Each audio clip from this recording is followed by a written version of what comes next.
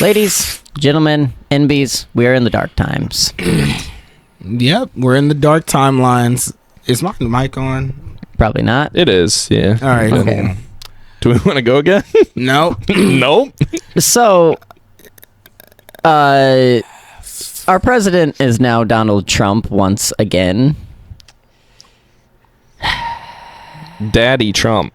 Okay. That's the new thing. Okay. They're calling him Daddy.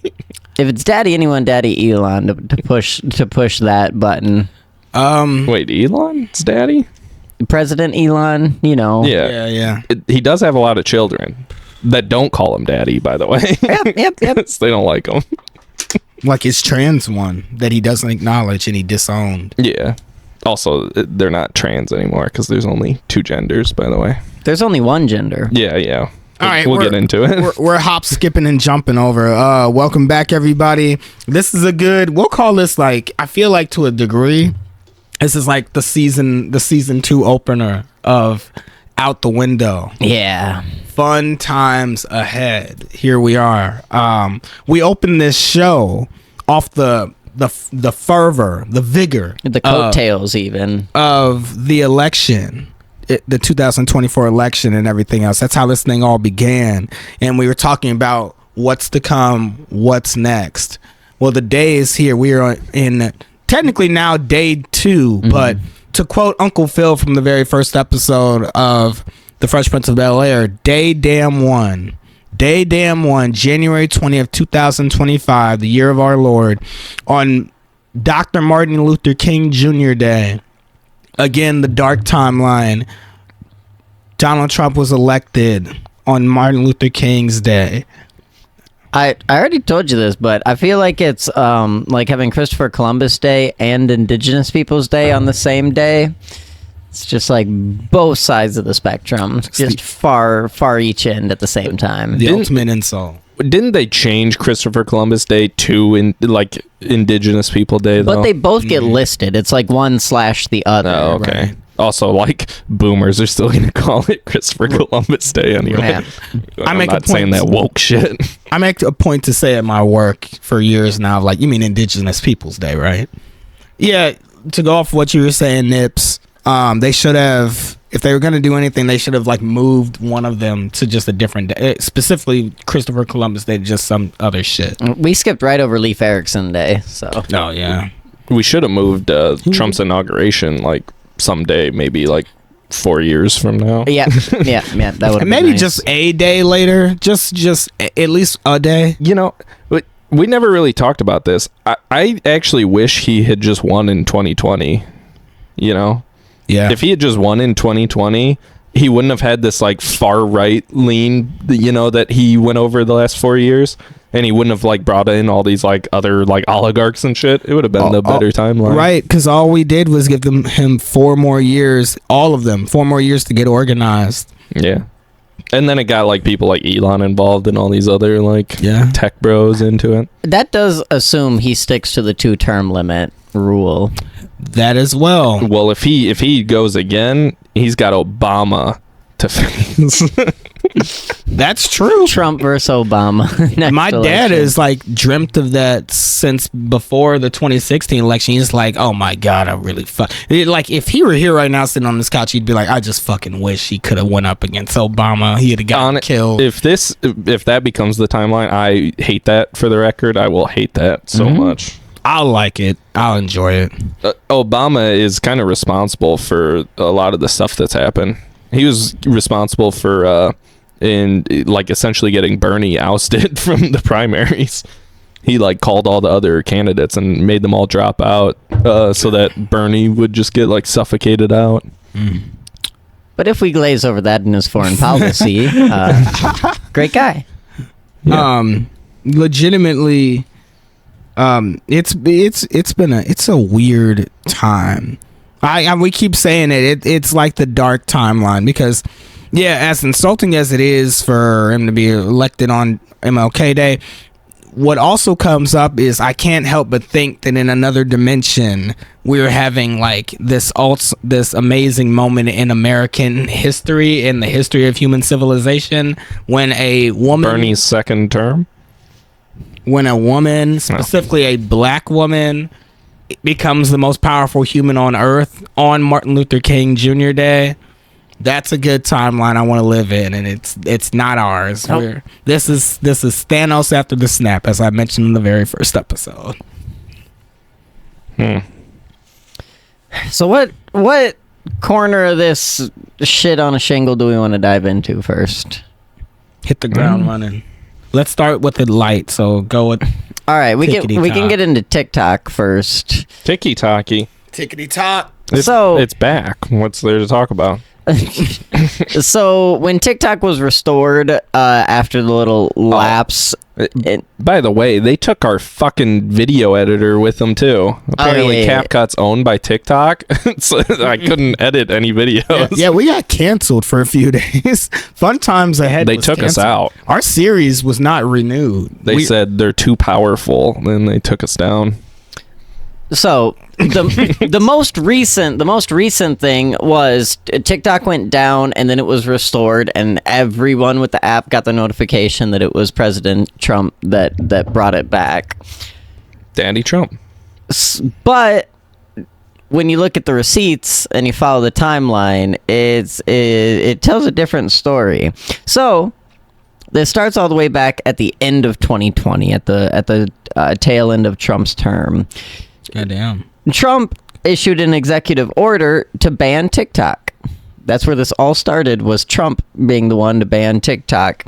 And it got blocked when Biden took over in 2021. He revoked that attempt to ban TikTok. He undid Trump's attempted ban on it. And that was that for the most part until 2024. And this comes from the House. The House approved legislation to force TikTok to sell the U.S. ownership. And the date ended up getting set as January 19th as the final day that they had. I believe that's so our data is not going overseas, so that if it has U.S. ownership, then that stays within the country. So they put the date January 19th. You have to sell to a U.S. based company to keep that all on home territory. And then in 2025, the year of our Lord, the Biden administration does not enforce that ban that the House put up. The Biden administration leaves it up to the Trump administration to choose what they want to do with it.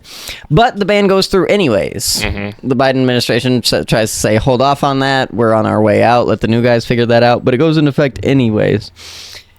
And then I guess Trump worked out a deal with them where he said, we're not going to get you in trouble for it if you keep having TikTok. And then so it gets restored. And the message, that notification that went out, names Trump specifically. Yep. When that's not a thing, like at most they'll cite like a law, or it'll be like a string of numbers and a letter of what order says that they're able to do it or not able to do it. So that's just straight propaganda. Well, yeah, because at this point, there's no like official ruling or order that's been made on it. It's all just word of mouth. Yeah. And also, Trump was not president at that time. Right. It was just a promise by a president-elect that he will find a way to keep TikTok, essentially. Yeah. What's really going on, though, is that he's trying to orchestrate a sale of like 50% of TikTok to another U.S. company. What's going to happen, though, is essentially they just kind of devalued TikTok. Like, they've already shown that it can just go away. It will just go away if they wanted to. And so now it's worth less than it potentially could be. And now someone like Elon Musk or Mark Zuckerberg or one of the other dozen oligarchs that were there at his inauguration are just going to buy it. Yeah, those lovely fellows sitting right behind him. The other thing that he said was that he was potentially going to allow the U.S. government to buy part of it too. And it's like, isn't that what all these obviously hypocrisy doesn't exist on the right anymore, but that's like what they all hate. They don't want like government ownership of our media, but they're fine with this. So. Yep. Republicans for big government. Yeah. Like you said, hypocrisy doesn't exist anymore. Like they literally don't know what the word is. It's an evaporated term. And, Yeah.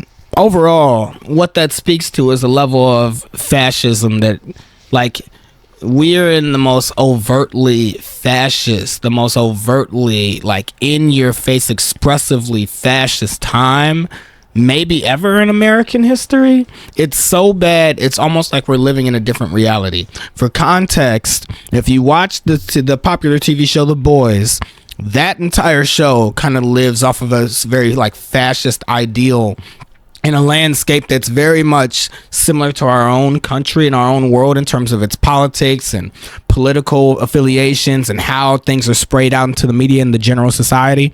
And the key thing there is that it very much takes from our own real reality, but it revs it up just a bit. But now we've reached a point in real life where we're matching The Boys and where we're at. Like when The Boys are spraying out bullshit propaganda that only hurts people. You know what I mean? That's a TV show where we know who the villains are, and it's all ran by billionaire corporations that run everything. But now we're living in a society where legitimately it's like, well, the leader of our company or the leader of our country wants us to push him as like a Christ-like figure and that he does nothing wrong. So we're just going to say that he's the reason why he delivered something back to you. It's all bullshit. It's all a lie. And this just didn't exist back before now.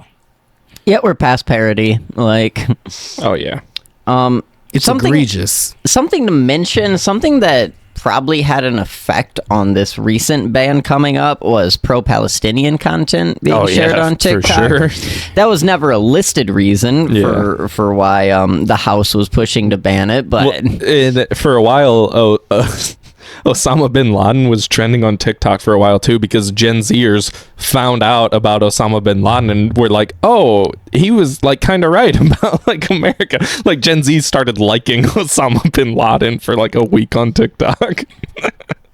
I remember that being a big thing. But yeah, for a while now, we know that like your big social medias have been steering people towards the right. But years they're seeing now on all the major platforms owned by the people who sat right behind Trump at his inauguration that like left-leaning posts are being blocked and like anti-Trump search terms like don't get you anywhere. Like there's a straight up a hard wall put up now for like stuff on the left instead of the subtle push towards the right that we have seen. I do have something to say that we could have opened the episode with. We lost. We're losing. It's not we're losing. We've just like everything. It feels like you're lost. You lost in every way. And like our culture, our society is deteriorating within itself. It feels more so now like ever, like certain levels of the end times. You feel all these decades, all this time of social progression that's happened in the history of our country to this point is just being whittled away day by day. You know, there's a lot of iterations to that. There's a lot of reasons behind that, and because of it, it's been building up on the other end, and we're seeing the progress of all the work so much bigotry has done in the back seats now coming to the forefront, coming to fruition. You're just seeing worse versions of each other, of ourselves, of our society coming to light in a way that's just different than you've ever seen before, and it's only getting worse. I fear for the next generation. As I once said earlier on when we first started this series, I fear for the generation beyond even us coming up that doesn't even know what it means to be on a certain side of moral correctness anymore.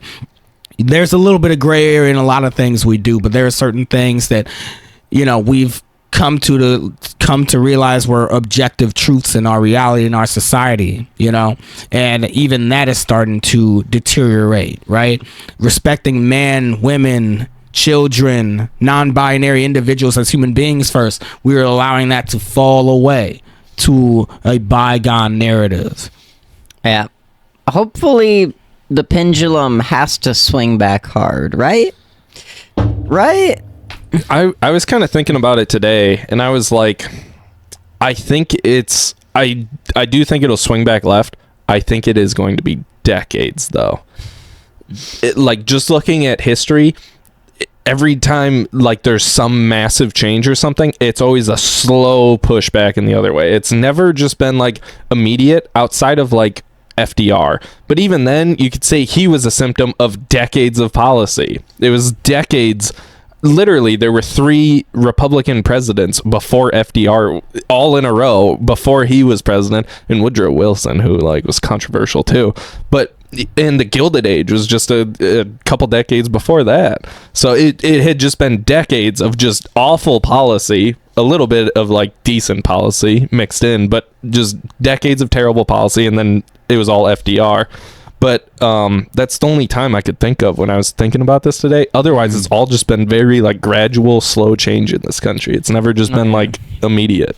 And in our recent past here, we just see the Democratic Party scooching more and more to the right consistently. We have break-off groups, and hopefully they gain traction, but that's definitely a small minority. And even the small little bit of grouping pushing and pulling America towards a more progressive future and a more wholesome society has deteriorated through corruption and everything else. We saw what happened to the Squad in elections. They've all been basically taken out. Everybody's losing across the board. Even when you try to start something new, something fresh, something different for the betterment of all people, look at what happens. Well, they all won their elections though. Unless you mean the primaries. Yeah, I'm talking about, from like the primaries time on the way out. But that was the Democrats fucking them. Mm-hmm. Well, Democrats ran people in their primaries. I thought AOC even said that, a lot of the corporate backing kind of killed, say, Cory Bush's run and, stuff like that, like from the Republican side. No, that was in a primary. She was running versus a Democrat. Right. And now I can't think of them. The big Jewish organization that backs Israel. I know what you're talking about. I just can't think of it either. Yeah, I can't either. I have the ADF on my mind right now. But yeah, they backed her opponent really hard, and same with Jamal Bowman. So they lost their primaries. Otherwise, all the progressives win, and they win a lot. And that's my only real pushback to you saying it's going to take decades to turn it back around, is that this is the first Republicans who have won the popular vote in 20 years, but legitimately, when you look at certain metrics, we talked about it closer to election time, the way how things could have been different had, say, Kamala been able to cultivate more of the younger audience and catered less to the center right. There are avenues to take that were different. We know, I feel like we used to know what the makeup of our society would have, how they leaned both morally, ethically, and politically. I don't really know that as much anymore. And although most of our media and things like that are trying to pull us in one direction, we see oftentimes such a resistance towards that as well still. There's still so much fight out there. There's so much that's still pushing us in the right direction in life, My view on it and why I thought that was, we go to one of two ways. I don't, and this might be me being hopeful, I don't think the next 4 years are going to be the worst version of the next 4 years we could get. I don't think that. I think there's going to be a massive, I think all of the gimmicky shit, obviously immigration, they're going to crack down hard on. Yeah. That's going to be the big one. But all the gender stuff they've been talking about, all the kind of the side shit they make a big show out of, it's relatively going to be untouched to some extent. But what we're going to see instead is a massive transfer of wealth. Mm-hmm. I think that is the main focus. Is they've already proposed this one tax plan. And it's just, it's a different version of his old tax plan. It's just going to be a massive transfer of wealth to the top. I think that's the main goal of his presidency, is making rich people richer. And keep them distracted on shiny things that get dangled in front of you. Hasn't that always been the case? Yeah, but that's all I'm saying is I just, as much as we worry about stuff, and it is going to be bad, I'm not downplaying it, but I don't think it's going to be as bad as we think it could be. But with that said, if we get to 2028 and we're kind of in a similar position as we were in 2020, where things are relatively intact, we still have a country, we have a functioning democracy, all that stuff. It all depends on who we run, who wins that primary. If we get a progressive candidate in there who and honestly, it's got to be a very progressive candidate who comes in and wants to do a lot of stuff very rapidly. Then we could see a massive shift in one direction very quickly. Otherwise, though, if we run anyone who's not that, we are just going to be kind of in the same boat that we've already been in. Again or Yeah, something like that. because essentially we had Obama. He ran as a progressive and then ran the country as a moderate, essentially.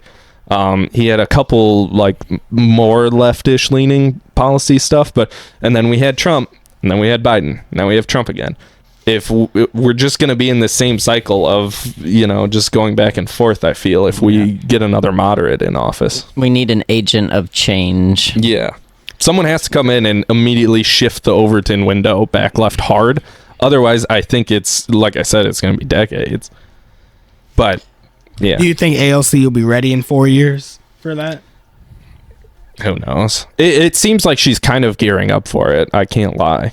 She's like more outspoken now than she's been in, like, I think since she came in, basically. She came in and was very outspoken, but... So to put a bow on the whole TikTok discussion, as soon as Trump took office, he made an executive order that pushed off the decision on what to do with TikTok for 75 days. So he still hasn't chosen a side. He hasn't picked one path or the other. He's just pushed it off for later, which may be looking into someone buying a part or whole of it. That would make a lot of sense. At the moment, currently, TikTok is still technically banned in the U.S. It's in this weird, like, quasi thing. I think it's like you can't download the app if you don't have it, but if you have it, you can keep using it. It's in this weird little limbo state right now. So is it... correct me if I'm wrong. Is he legitimately just Homelander in a way where he just wants to be loved by everyone? Like Trump? Yeah, you know what I mean? Oh, yeah. Well, no. I mean, but you know what I mean? I feel like you said, in 60 days, he's going to have to make an actual, real grown man decision on this TikTok ban. It's like, to stave off the court of public opinion, like, and people just bitching nonstop to him, he's gonna be like, "Oh yeah, no, let me get it back," and then be like basically what he just did. One thing I didn't mention is Trump didn't have a TikTok account until 2024. I want to say June 2024, and then he got a lot of followers on it. And now we've seen him favor it more since he got on it and got followers. He actually said that today too. He said, "I never realized like how popular it was until I was on there." It's like he just. That's the most grandpa. Yeah, that's the most grandpa ass perspective of like, oh, I didn't realize that it was like really popular until I did it. We didn't really get into this because it's pretty well known, but they were the reason they wanted TikTok gone was because they were claiming it was like Chinese spying. They were stealing our data on US citizens. Yeah, no, it is just racism. But if it was made in America, they would not bet two eyes at it. But somehow now, 4 years later, TikTok's fine. It's great. They love it. Mm-hmm. They have lots of followers on there. Yeah. I mean, hypocrisy. It doesn't matter. I think either way, my takeaway is that we and our youth need to know what trustworthy sources are and how to really look at a source, what it's coming from, examine biases to see how much value to put in it or to take it with a grain of salt. We are going on a decade of the idea of objective truth whittling away into nothingness. And that is one of my key fears of the future of this country.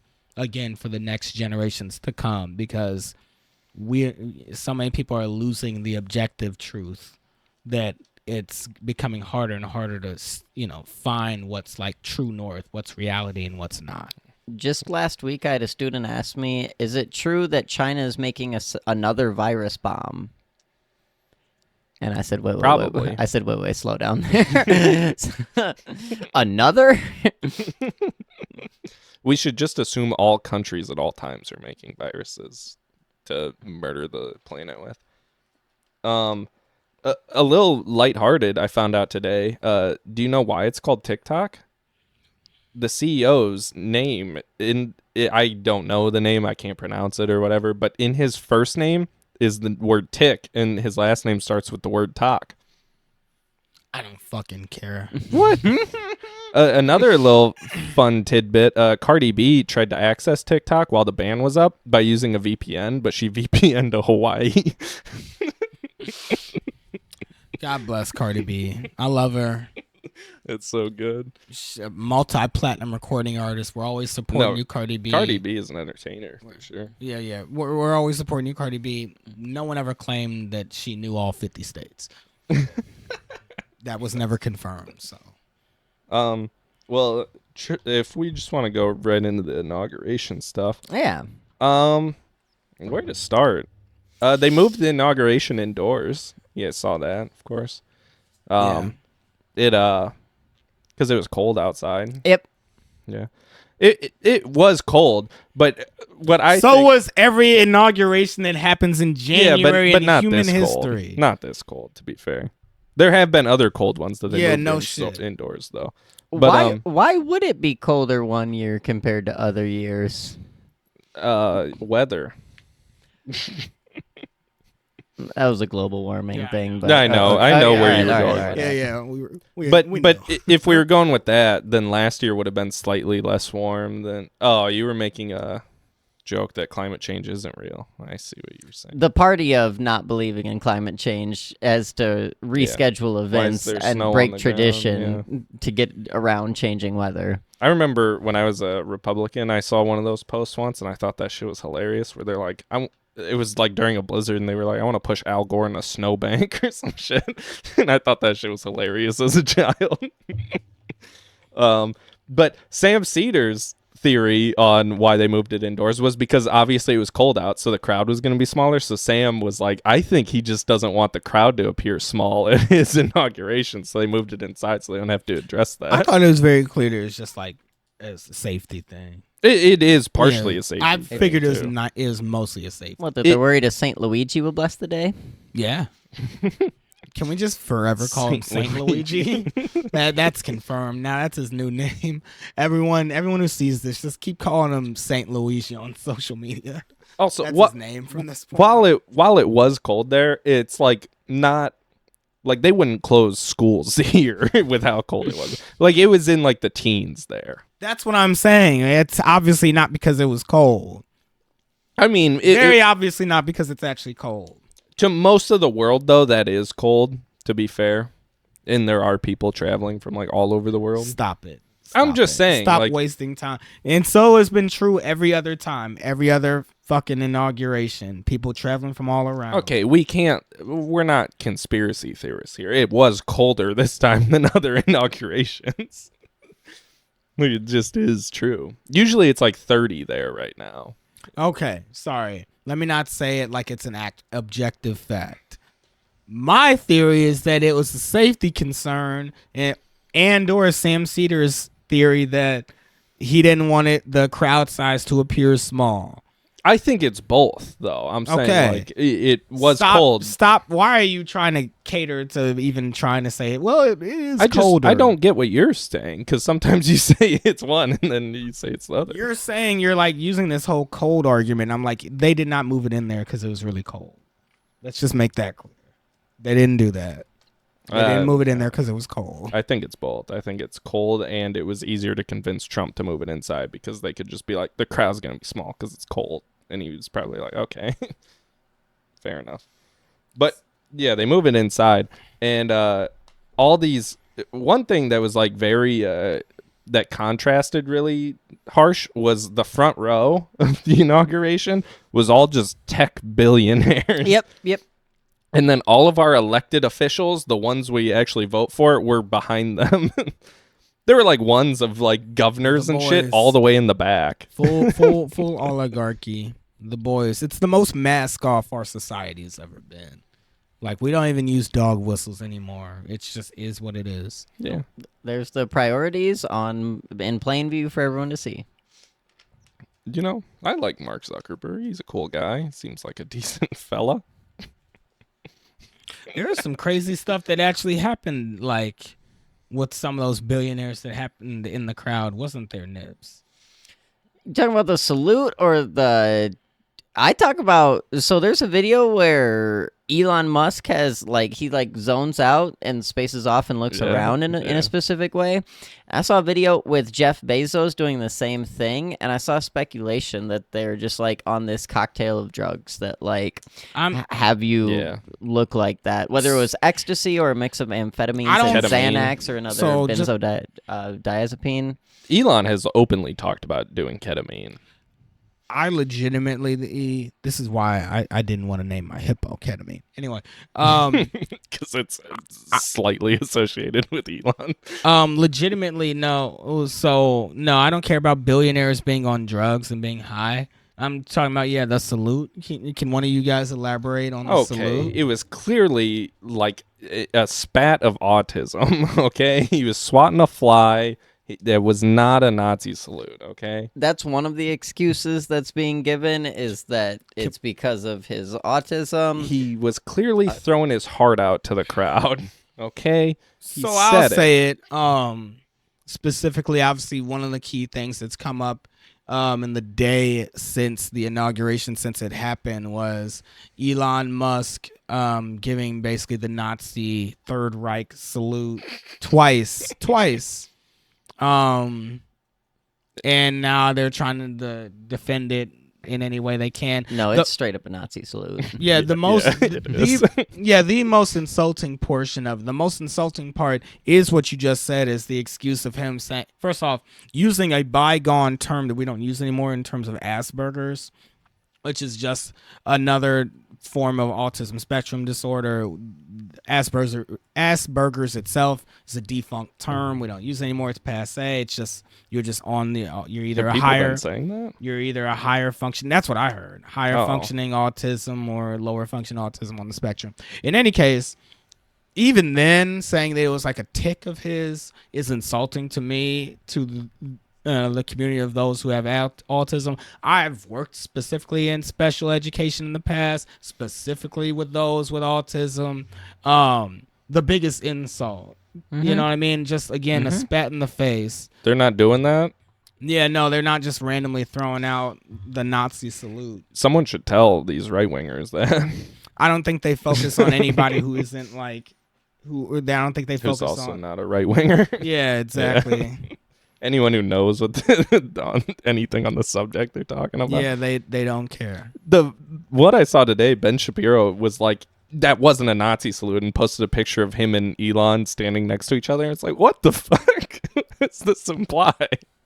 Like, you could take a picture from the Holocaust of like German soldier standing next to a Jewish person and be like, see, these two people are standing next to each other, and everything was fine. It goes back to, and that's why I specifically said there's just no dog whistles anymore. There is a time period a decade ago where you wouldn't have sniffed the idea in your head to do that shit on camera, not at an inauguration. You probably would have at least been you would have been investigated if you even tried that. We live in a warped society now, and it's hard to think about how to go backwards. In Germany, you're arrested on site for doing that. Yeah. Oh, yeah. How weird is it that Germany has better ethics regarding Nazism than America? They thoroughly study their own history. Well, they also had we're actively trying to destroy ours. Yes. They had a proper reconstruction too after World War II. We didn't for the Civil War, but they did for World War II. That shit was not tolerated. Right. But essentially, to put this to bed, he reposts Nazis on Twitter all the time, actual out and about Nazis. He reposts them. He talks like them. The Nazis like what he just did. They all think he was saluting Hitler. They all like it. If it walks like a Nazi, talks like a Nazi, does Nazi shit, it's a fucking Nazi. Yeah. He's also a white South African. He grew up in apartheid South Africa. This dude, and his parents were Nazis in Canada or some shit when they moved, and then they moved to South Africa. He's grew up in the most racist place you could at the time. Are we really surprised that the white South African is a Nazi? Nope. And to be clear, do I think Elon is the next coming of Hitler? Do I think he wants to put people in camps? No, I think he's a fucking idiot. I think Yep. Yeah, I think he thought it would be funny if he did that in front of a bunch of people and that he could like just troll. That's what happens when you don't have compassion. You don't care about other individuals, which is literally just the backbone of the bigotry and the backbone of what the Republicans have become. I mean, you could argue that they've always been this way, but like the lead up now in the Trump era is just like the more flagrantly uncompassionate and non-understanding you can be, the more popular you are, the better you are, the stronger you are. The 1-2 punch of no compassion and no accountability that a couple $1 billion gets you. Mm-hmm. That the fact that you would do that as a joke, that's like what a 13-year-old would do. Oh, yeah. Yep. That's literally what some fucking 13-year-old would do at the inauguration. And you got this grown man, isn't he in his like 50s or some shit? And it's like, I just wanted to fucking own the libs. Yeah. But that's I was thinking about that today too, because it kind of goes into what I was saying. I'm like, he makes stupid like jokes like this all the time, like a 13-year-old joke type shit. And it's like he did that again. Like, why is it so hard to believe that he just thinks that's funny? Like he was talking about a skit he wanted to do on SNL if he ever got on SNL, where it was basically like a cock joke. Like, let me show you my cock. Let me show you my cock. And, like, the person keeps saying no, and then he pulls out a rubber chicken. And it's, like, literal, like, 13-year-old joke shit. Mm-hmm. It's like, is it really that far of a stretch that he just thought doing a Nazi salute in front of a lot of people and getting away with it would be funny? No, he believed that he could do it and get away with it, and he did. Yeah, he did. Yeah. I mean, that's part of the other, like, we lost. Like, we just lost. We just kind of got to deal with this shit for the next couple of years. Like, there's nothing really to do. It kind of sucks. What else you got? You can watch Out the Window. You can watch us talk about it. What's up? How's it going? It's a lot of fun times ahead. I'll skip over that. Trump, he just kind of rattled off a bunch of shit in his inauguration speech. And like in the speeches he gave afterwards, he signed like executive. Yeah, in front of a crowd and shit.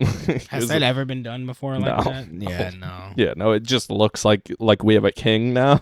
And then it's again, everything is so publicity based. Mm-hmm. It's like you're actually watching fucking Homelander, dude. I can't take it. Yeah. It's like it's all for show. It's all for show. I mean, watch me sign executive orders. It's like feudalism. It just is. He had all the rulers and like all the powerful people in the land come to his like ceremony, and then he signed a bunch of shit in front of the public. Like it's like feudalism shit.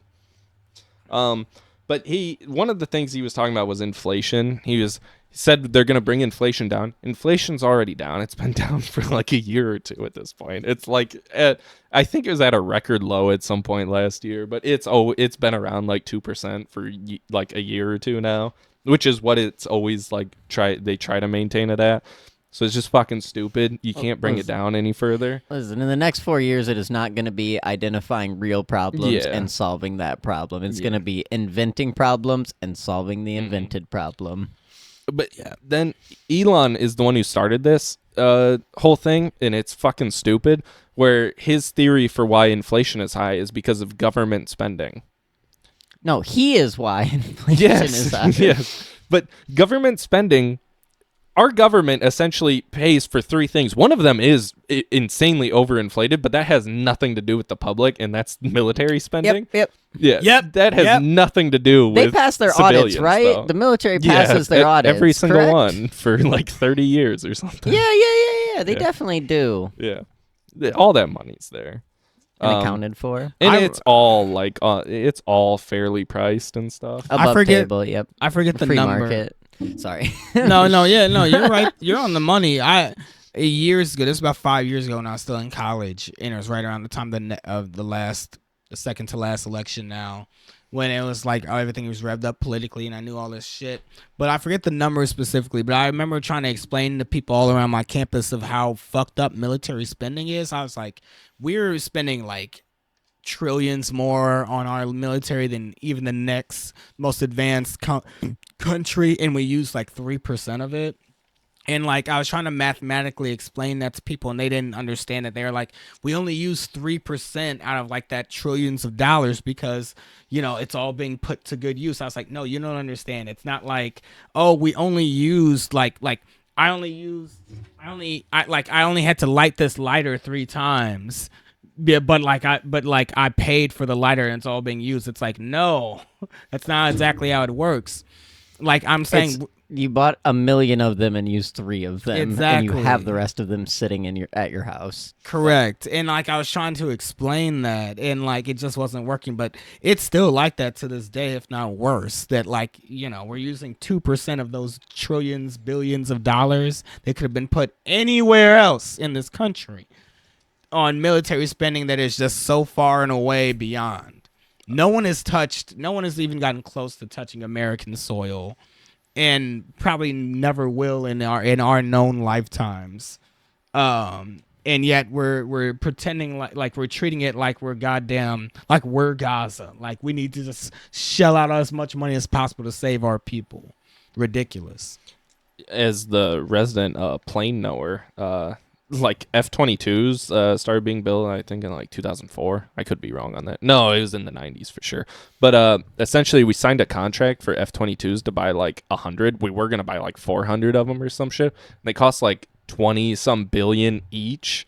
And they've seen combat to some extent. They're very secretive on it, though. It's a classified plane still. But it's never had another air-to-air kill.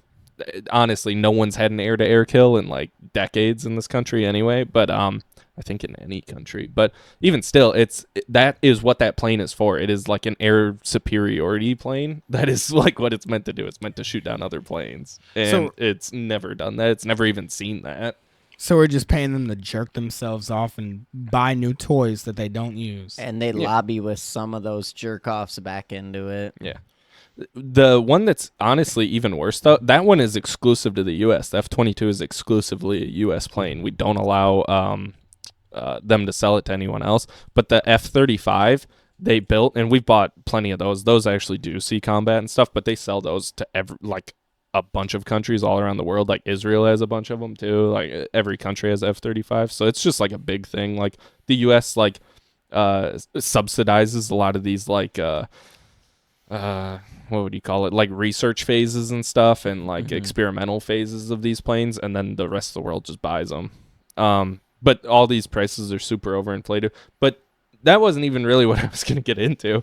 But essentially our federal government spends its money on 3 things. One's the military, the other one's Medicare, and the other one's Social Security. Those are like the 3 things our government spends like 80% of its money on, 90% of its money on. And so to say we're overspending, Medicare is more efficient than regular healthcare.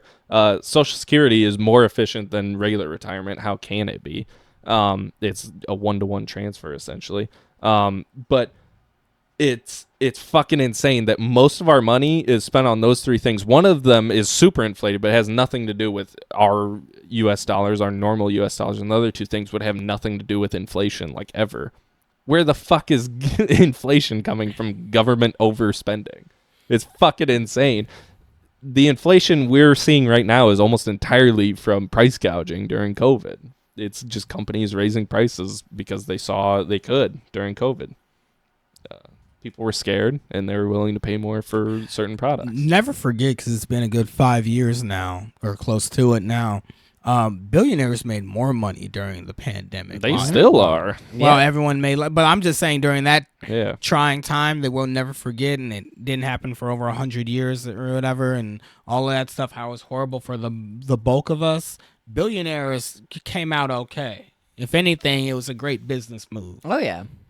I keep seeing it because I'm into video games and shit. Microsoft, they bought Activision this past year, which is one of the biggest gaming companies, and Microsoft said they weren't going to lay anybody off. Microsoft has been making record profits for like the last 2 or 3 years in a row, and they just announced like a couple days ago they're doing like mass layoffs again. They just did some a couple years ago. Every year they're like setting record profits. Billionaire. So I'm gonna piggyback off that and go into the more personal realm for a minute in terms of things that I like. But another key example of that, you see all the time these billionaires just be heartless, soulless, and do exactly that. I'm going to piggyback off that and give another example. The WWE has made record profits for pretty much the last 6 years or so. Billions of dollars and stuff like that they've been making off of ad revenue and other TV deals and stuff like that. When the pandemic hit, they laid off like dozens upon dozens of wrestlers and staff and things like that. Vince McMahon only made more money during the pandemic era. Like for a good 2 years, all he did was like pocket more money, and they said that they were laying off people for budget cuts, people that never got their jobs back once like the pandemic came back. Yeah. He just laid off wrestlers and said it was for budget cuts. Yeah. And and everyone knew that he was making record profits. Yeah. So what you just said is like an A1 comparison. Yeah. It's the classic. It's the textbook thing. Elon's kind of doing it again too, but I'll get into that later. What were you gonna say? A big argument against raising the minimum wage was that it would cause inflation and groceries would cost more, so we didn't do it. Yeah. And it happened anyways. So we got the inflation, but no wage growth. Right on. Pay your workers a livable wage. Yeah. Please and thank you. But the other thing Trump said that was causing inflation was that we were in an energy crisis, that we weren't producing enough energy. Aren't we burning more fossil fuels now? We are producing in the last few years. We are producing more oil, more natural gas than we ever have before. It is like it just facts don't matter. Liars. Like things just Liars. don't matter. Liars. So here's a question, and maybe you'll have an answer, maybe you'll have an answer, but legitimately, one of the key things that's come out of all this, the same thing that came out of this back in November, and that's what's next. How do you even combat that? How do you combat like a massive swell of people, just a swath of individuals talking about the Republican Party as a whole, that just spews out lies on the daily, like they don't even tell the truth anymore. They just say shit and they run with it, and no one's there to check them on it. And even when they're there to check them on it, it feels like not enough people believe them. How do you get back that idea of objective truth and true facts, as we were talking about just a little bit ago? Providing receipts and using logic does not seem to work. That has pushed a friend of mine to believe that arson against certain buildings would be the response. That's an extreme take, though. Yeah. I think it's the whole thing's kind of like a fallacy. I don't think we win on objective truth anymore. It's all vibes. It's all emotion. Yeah, I think you just have to speak to what people are feeling in any given moment. It almost perfectly, Biden did a lot of the stuff people were upset about, with inflation, prices being raised and stuff like that. He did pretty much anything like a president could do, like lawfully, to combat that, without raising wages, obviously. But other than that, he did pretty much anything any other president would do, probably more than what most presidents just wasn't a would do. sexy enough headline. Well, and they didn't get that message out there, but it's also just vibes. People weren't feeling the effects of it. So it's like you kind of like can't just tell people like things are better. You can show them numbers. Inflation's down. Prices of these things you're talking about are down. They're like where they should be. It doesn't matter. It didn't feel better. My gut reaction was against stooping to their level and taking the low road and trying to beat them at their own game. But I can see that the left has been getting too cerebral and too hypothetical and too like behind the curtain, that it would help to just like lay things out in those more like dinner table talk type stuff. Yeah. That goes into, I was actually just about to say, that goes into what I was saying way back in November in the first couple episodes. If you remember back, I don't know if you've molded over more since we last talked about it, or I'll just say it again. My narrative of the real way how you combat losing the culture war, losing the narrative war, is basically doing what they did, but on the other end, really screaming from the rooftops, at the same level of ferocity that the Republican Party does about bullshit that's not even true. Doing that on the other end. Because they've spent a decade being as obnoxiously wrong and bigoted about things. And look at how it's turned the tide in their favor. If you do that on the other end, what happens for us? You know what I mean? That kind of goes into that accelerationism idea that we kind of all just spoke about off camera. A little bit about maybe that's the next route, is to push through all of this, all of the horrors that's about to come. And then what comes out of that, what gets birthed, is a natural just upheaval of social progression to come. Yeah. You know what I mean? Like, but it's, to me, it's pushing that more to the forefront of right now, instead of waiting after a trail of bodies and everything else, both, legitimately, literally and, figuratively speaking, before waiting all the way down that road, just pushing it to the forefront now and saying we need to stand on top of these plaintiffs and going with it. Yeah.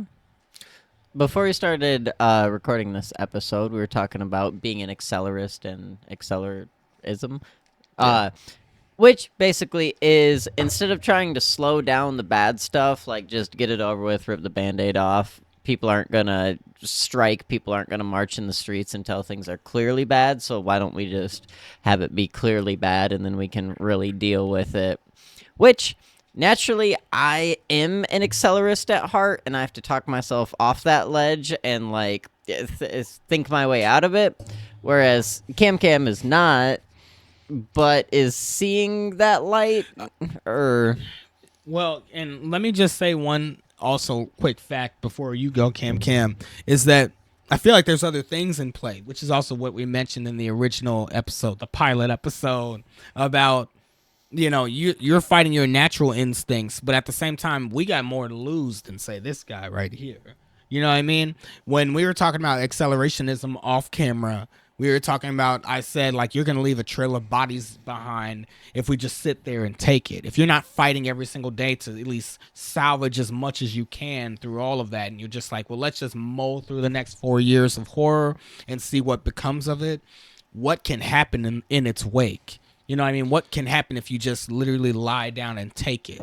Like when you were mentioning to me last night that outside of Bernie, pretty much, like, there was no Democrats that didn't stand up and clap when Trump was elected and everything else, even though we know for a fact that they don't even, like, ideologically agree with him, but just because it's the natural order of things to do. To make it a little more clear, the context I heard accelerationism brought up most during the election was in whether or not to vote for Kamala. That was the thing. It was, do I just vote for Trump here? Do I not vote for her? And just kind of like allow Trump to win. That was kind of the context. It's not necessarily the context of like, let's just let all the bad stuff happen. At least that's not how I would take it. It's more so like, that was the context I was hearing it the most in, was, do we just let Donald Trump win this election? And then that will just naturally push us further left, not necessarily to fight to combat against what's about to come. Yeah, not necessarily to just lie down and let whatever happens happen, but more so just like, let's push this into like a direction where, in that context, I guarantee you there are people who are like very, very uber progressive that probably said, I'm not going to vote for Kamala. Oh, yeah. I want to see that worst case scenario happen, because it'll naturally push the party left. We even talked about this when we were downstairs in the dining room a few months ago. Studio A. Yeah. Well, no, like that was out like the window. That was Studio C. It was like A, B, then C. Yeah. Remember, the episode I'm talking about when we were talking kind of in that area, that realm. Yeah. When I was like, when we were talking about, well, where is the party going to go next specifically, and it's like, and all of this that's about to come might just naturally push everybody to like the very next opposite, action. So for me, I'm normally not accelerationist. Every time I see him on Twitter, I'm like, I fucking hate how you're talking right now. But once we lost, and we lost everything, it wasn't even like, we don't have the House, we don't have the Senate, we don't have the courts, we have nothing on a federal level. Like, it's kind of to a point where it just kind of is going to happen, whether we want it to or not, on a federal level, to some extent. There's going to be stuff we can push back on, but I just saw one of the biggest things that gave me hope, like just a few days ago, was a commercial, like just a commercial on television of a new birth control pill that's over the counter. You know what I mean? That's not prescription based. That like, if I feel like I had never seen that pill before, and I saw like commercials for it. That pill specifically was like pushed out. You can just tell because of the times we're about to start living in. For those specifically on the lower regions of this country, you know, that's sort of ideals. Yeah. That's what I mean by fighting against at every stage. Do you mean as far of as an eroding of the protections of reproductive rights, or as in don't birth more children into this reality? Now that's a take right there, because philosophically speaking, perhaps, but it was mostly what I could glean from it was that it's the creation of this thing right now, and us pushing it out there is the backtracking of Roe v. Wade and things like that. But reproductive rights. My thinking is I have to reproduce because I'm gonna birth the next like FDR. Like that's gonna be my kid. Your kid's not gonna be FDR. He's gonna have polio in 2036. He's gonna be born with polio. You're gonna not vaccinate him and shit? No, anti-vax. But we're not gonna have vaccines. Who are we kidding? So polio's coming back. Yeah, I mean RFK Jr. is gonna be running our health system. Don't I'm surprised we haven't heard anything from him. I wonder what he's up to. Was he at the probably? I don't know. I don't even know. He's probably murdering some wildlife somewhere. That kind of worries me. That feels like calm before the storm. Yeah, where is he? What moves are you making? Right. Everybody else is at the forefront. He's just cooking up random dumb shit. It's the weirdest thing ever. Too. Like he's hanging out in sewers or something, like testing the water or some shit. He's like, let's really test this ivermectin theory. Like, let's get back to. Yeah, he does drug trials, but on himself. He's just always on a cocktail of like experimental drugs. All doctors must try bloodletting before insurance covers any further procedures. That's a take. Your humors are out of balance. We should bring bloodletting back, right? It worked. Worked for a long time. Blood what? Bloodletting. Where you bleed someone out. Like, you know how back in the day they'd put leeches on people? Mm-hmm. The belief was that you have different humors in your body, and when you're sick, your humors are out of whack. They're out of balance. So they'd let some blood out of you to bring your humors back in line. What the fuck? And then we figured out what germs were. They had a lot of weird theories back in the day. Like they thought like mice were born of like hay.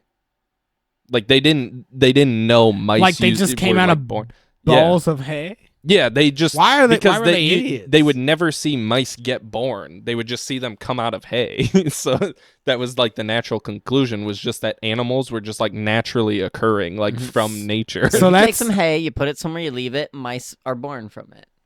Not that two go in, have sex. Have you heard that one before? Period, birth. Have you heard that one before? No, but it checks out. I mean, hay turns into mice, give it enough time. I remember there were a bunch when we of stuff like lobotomized that. people. Yeah, remember that? That wasn't not that too long ago. Yeah, pretty recent history. Yeah, that was sooner than the rats coming from hay for sure. That was after they knew the globe or the world was a globe. Son of a bitch. I just saw a meme the other day about like flat eartherism. Just another reason to debunk that. It was like showing like a lamp like shining on like a spherical globe and showing like darkness, and then like dark on one side, light on the other, and then versus a flat surface, and then it's just lit the whole time. You know what I mean? I was just reading, don't ask why, I was just reading the science standards in Illinois, and a big one in the space chapter is that Earth is round. Oh, like that's good. I feel like while I was reading it, I feel like it kind of combats flat earthers, where it's like our people need to know that the Earth is round, why, and the implications of that. In school, I just like it was something you get told the Earth is round as like a child, and it's just like, yeah, the Earth is round. And then like as you grow up, you learn more about like how they figured out the Earth is round. It's like, okay, yeah, that makes sense. Like Galileo. Yeah, and all that stuff, whatever. But then just other people at the same time must have been like, no fucking way. Nah, that can't be possible. It's on some bullshit. That's some bullshit. I've had students bring up that in Minecraft the Earth is flat, but that's countered by in the Nether you travel 8 blocks for every 1 block because it is in the center of the universe. So your radius gets you farther. Yeah. Very minute digression. Are you excited for the Minecraft movie? There's a oh no, It's I starring forgot Jack. there was one. Starring Jack Black. Why? Apparently, they're making a Minecraft 2 also. Fucking gross. Notch was talking about it. Apparently, people hate him too. I'm not up on my Notch lore, but Man, I really wish I had come up with that idea. You'd be swimming in gold what? Minecraft? if you come up with Minecraft. More like swimming in diamonds. Am I right? Mm-hmm. Yeah. Yeah. You ever seen that Family Now Guy? it's netherite, isn't it? You ever seen that Family Guy clip of Peter trying to like dive into like a sea of gold chips, and he's like, "What?" Breaks himself. And he's like, "Why did we think all these solids would just turn into a liquid?" Just because they were together. It's horrible. Another digression, getting to one point in terms of just how things are going to differ based from the regions you are in the country. We kind of mentioned it before with other things. Another key one is the Department of Education. We were speaking last night, and you said that there have already been comments made that they're going to leave things down to more so the states. Mm-hmm. Can you elaborate on that? They're going to eliminate the federal Department of Education and just leave it to the states. Yeah. So if you don't live in Illinois, Colorado, or California, you probably want to get to one of those. New York. Yeah, it's Nueva awful. Awful. Go somewhere blue. Or Canada. Or Mexico. Beautiful this time of year. Legitimately. Funny how immigration can open up opportunities. Yeah. Let's not think about that too much. Legitimately, I mean, we've talked about it in several episodes of the podcast. Obviously, this one hits more closer to home based on our professions and what we do in our lives. But like also what I've just said here today, the younger generations coming up to come, that is how we will actually lose long term. That is how we will lose decades upon decades of progress over time, is if you lose the war on the future. And what we do. Oh, go ahead. their TikTok app that just went dead just told them that Trump got it back. So Exactly. And then just the normalization over the last decade or so of all his bigotry bullshit is just not correct. It's not right. It's nothing that's ever existed before and shouldn't exist now. And just calling it out for what it is. That's just where I'm at, of like, you win the future by focusing on its future. And if you win by the messaging, you win by pretty much everyone 18 on down understanding where we're at and pushing it a certain direction. and it's tough because them little kids are dumb. Yep. Them little kids are really dumb. It's so impressionable. I was the same when I was a kid, but Yeah, I was very dumb as a kid. And you look kids at are kids always- these days, and they're dumb. For context, audience, this was the most impressionable little dumbass out of the group. Former Republican over here. I used to be straight, so you know. Also, what the fuck? I'll call you out. I grew up in a conservative household. I was raised straight. We're I talking about think political. everybody is. We're talking about political Yeah, they are. affiliations, and you're talking about fucking called- gender It's called ideology. the heteronormativity. Yep. Yeah, I was raised in like a Christian household. I was going to church and shit. Of course I was conservative. It would have been weird if I wasn't at like 10 or 12 or 18.